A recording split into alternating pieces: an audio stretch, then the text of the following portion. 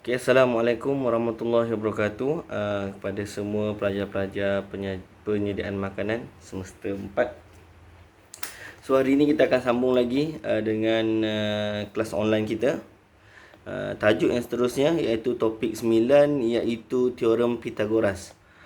So dalam tajuk ini pelajar akan dapat memahami konsep teorem Pythagoras itu sendiri dalam mencari sisi-sisi segitiga bersudut 90 dengan tepat lah.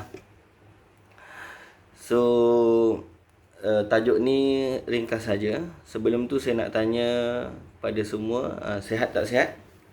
Dalam puasa ni diharapkan semua sihat, tak ada masalah kesihatan, dan terutama lebih-lebih lagi pada bulan Ramadan ni kan, mungkin kurang makan dan sebagainya. So minta semua jaga kesihatan masing-masing lah, dan jangan lupa berpuasa. Alright, untuk teorem Pythagoras ni dia sangatlah simple, sangatlah pendek tajuknya. Okey, teorem Pythagoras ni semua akan lihat, semua akan tengok berkaitan dengan segitiga lah, segitiga. Jadi contohnya sebeginilah. Okey, dalam sebuah segitiga bersudut tegak bermaksud ada sudut 90 di bahagian bawah ni lah, tak kisahlah di bawah ke atas, tapi dia bersudut tegak.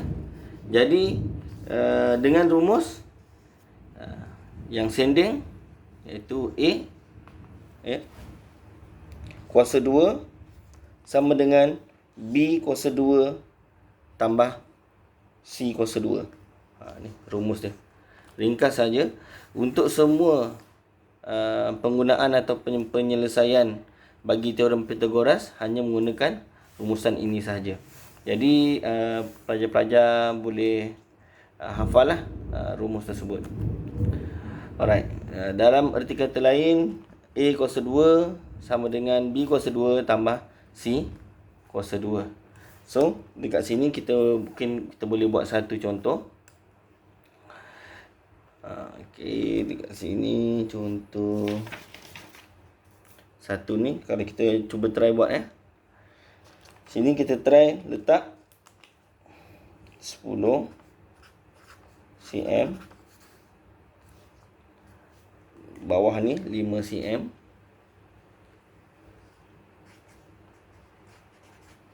So dia nak cari C.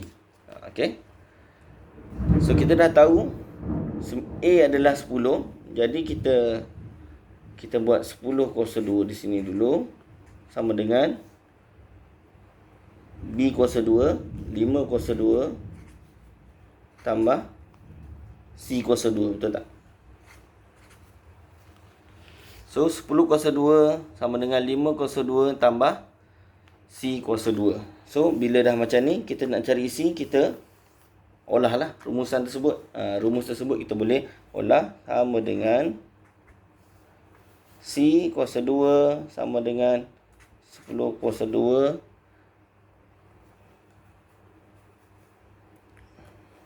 tolak. Kalau tengok dekat dalam kertas penerangan tu, kadang-kadang dia memang ada sedikit kesilapan. So dekat dalam kertas penerangan tu dia tulis 10 kuasa 2 tambah 5 kuasa 2. Sebenarnya 10 kuasa 2 tolak 5 kuasa 2. Jadi C kuasa 2 bersamaan dengan 100 tolak dengan 25 bersamaan dengan 5 C kuasa 2. C kuasa 2 75. Untuk cari isi saja, kuasa 2 ni kita kena punca kuasa 2 kan 75 tersebut.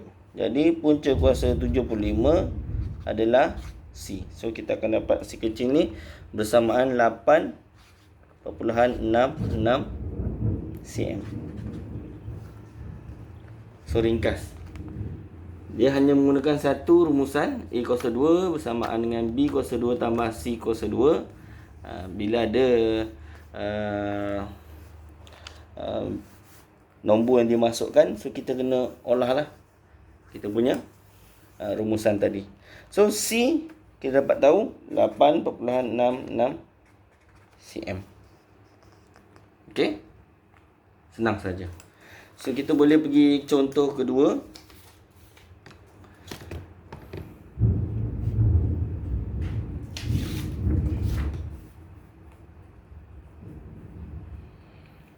Okey, contoh kedua bagi sudut PQR, PQR.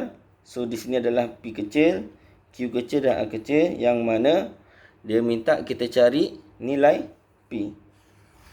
Apa itu nilai P? So kita tahu nilai P. So dia dah bagi dua garis di sini, iaitu 8 cm dan juga 6 cm. So bila P di sini, ni adalah A lah. So simple lah. So sama P kuasa 2 sama dengan R kuasa 2 tambah dengan Q kuasa 2. So yang ni lebih direct lah, tak perlu olah-olah. So kita nak cari P kuasa 2 8 cm. Contohlah R 6 cm lah. 6 kuasa 2 tambah dengan 8 kuasa 2. Betul tak? 6 kuasa 2 tambah dengan 8 kuasa 2 samaan dengan 64 tambah 36. 64 tambah 36. Ini masih P kuasa 2. Jadi 64 tambah 36 adalah 100. Ini adalah P kuasa 2. Untuk cari P, so kita punca kuasa 2 kan 100 tersebut. So P kita dapatlah 10 cm. Ini adalah jawapan dia. So untuk contoh 2 ni lebih simple. Dia ikut terus rumusan yang kita dah hafal tadi lah. A sama dengan B kuasa 2 tambah C kuasa 2, iaitu P kuasa 2 sama dengan R ataupun Q kuasa 2 tambah R kuasa 2. Alright, takat ni faham?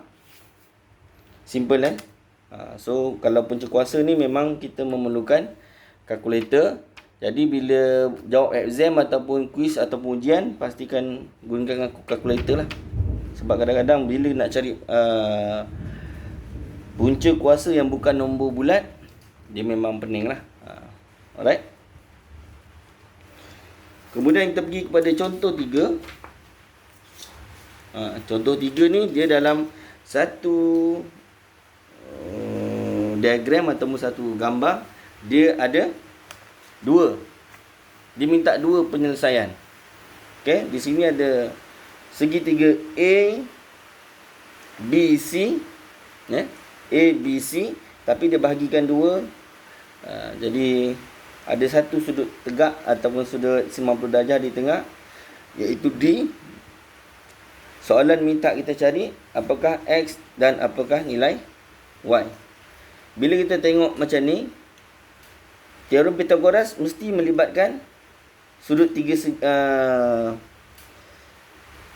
rajah tiga segi bersudut tegak lah. Mana bila ada sudut tegak, baru kita boleh gunakan konsep A kuasa 2 tambah B kuasa 2 tambah A kuasa 2 sama dengan B kuasa 2 tambah C kuasa 2. Jadi bila dia dah mention di sini ada satu sudut tegak, jadi memang kita nak mencari X, kita memang perlu menggunakan kaedah teorem Pythagoras. Jadi untuk X dia lebih direct. Macam bila awak tengok kat sini, dia macam kita nak cari A. So X kuasa 2 sama dengan dekat dalam kertas penerangan pun ada kesilapan kat sini, kesilapan sikit, dia letak 5 sebenarnya 4 lah, sebab dekat dalam dia punya penyelesaian tu 4 dan 6. So mungkin boleh baiki sikit di kertas penerangan. So X kuasa 2 bersamaan 4 kuasa 2 tambah dengan 6 kuasa 2. 4 kuasa 2 6, 4 4 16, 6 kuasa 2 36. Betul tak? Jadi tambah 2 ni adalah 52 masih X kuasa 2. So X adalah punca kuasa 2 bagi 52.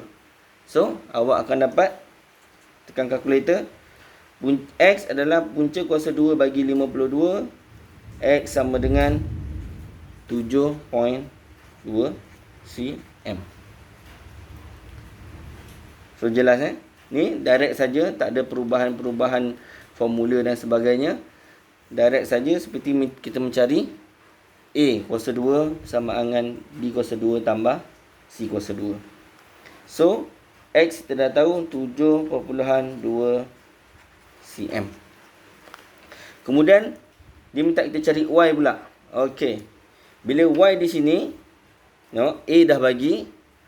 So, kita boleh buat 12 kuasa 2 sama dengan 6 kuasa 2 tambah Y kuasa 2. So, nak cari Y kuasa 2, 6 ni kita boleh bawa ke belah kiri ataupun Y bawa ke belah kiri, 12 kuasa 2 bawa ke belah kanan. Mana-mana pun boleh. Tak ada masalah. Saya malah nak saya terus bawa terus 6 ni ke sana. Jadi 12 kuasa 2 tolak dengan 6 kuasa 2. Sebab apa tolak? Sebab dia positif. Bawa ke side yang sebelahnya, dia akan ubah jadi negatif. Alright. So 12 kuasa 2 tolak 6 kuasa 2 bersama dengan Y kuasa 2. So 12 kuasa 2 adalah 144, betul? Betul tak? Calculator 12 kuasa 2. Kita try tengok Tak ayu pun. Tak maaf lah. Dah lama tengok CP. Okey, 144 tolak 36. Betul. 144 tolak 36, awak akan dapat jawapan 108. Sini adalah 108. Masih lagi Y kuasa 2. Kita belum punca kuasakan dia lagi. So, kita pergi sebelah sini. So, punca kuasa 108 bersamaan dengan Y. Jadi, Y adalah 10.4 cm. So, boleh nampak 10.4 cm adalah Y. Alright, simple saja. Kalau ada apa-apa nak tanya, boleh tanya dalam Google Classroom ataupun boleh terus WhatsApp saya lah kalau tak faham. Tapi ni simple saja.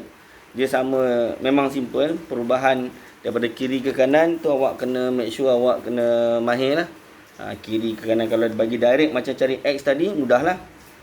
So kalau cari Y ataupun cari sudut yang ni, kita kena olah sikit lah. Dan jangan lupa di hujung sekali kita perlu punca kuasakan nilai tersebut. Alright, itu untuk bagi contoh 3. Okay, kita tengok pula contoh 4. So, contoh 4 dekat sini dia bagi situasi contoh. Dia ada sebatang tangga yang disandarkan pada sebatang tiang. So dia nak cari berapakah panjang tangga yang melepasi dinding. Nilai yang ni dia nak cari. Okey. Kita dapat tengok dalam ketambarangan, pelajar-pelajar semua boleh tengok. Dalam ketambarangan dia dah mention tangga berukuran 15 meter, berukuran 15 meter panjang. Dinding yang disandar adalah 10 meter dan jarak antara hujung tangga dengan dinding adalah 7 meter. Jadi yang ni kita boleh tahu ataupun kita boleh rumuskan, kita nak cari nilai X, iaitu panjang antara hujung ni sampai bottom lah, sampai bawah sekali. So kita bila nak cari yang ni saja, kita perlu 15 meter, kita kena tolak panjang tangga yang bersandar dekat dinding tersebut. Jadi yang ni kita nampak dia ringkas lah. So kita nak cari nilai X kat sini, supaya 15 meter ni kita boleh tolak nilai X ni dan kita dapat tahu berapa panjang yang lebih melepasi dinding. Okey, kita try Kita nak cari nilai X ni. X kuasa 2 sama dengan 10 kuasa 2 tambah 7 kuasa 2. So 100 X kuasa 2 bersamaan dengan 100 tambah dengan 702 49. Jadi X kuasa 2 adalah 149, betul? 149. Jadi X adalah punca kuasa 149. Jadikan X itu adalah 12.2 meter.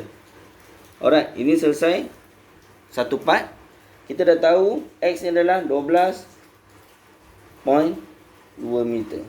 So soalan dia nak tahu lebihan tangga melepasi dinding. Jadi seterusnya 15 meter tolaklah 12.2 meter. So kita tahu lebihan tu adalah berapa? So 15 tolak 12.2 meter, ada baki 2.8 meter.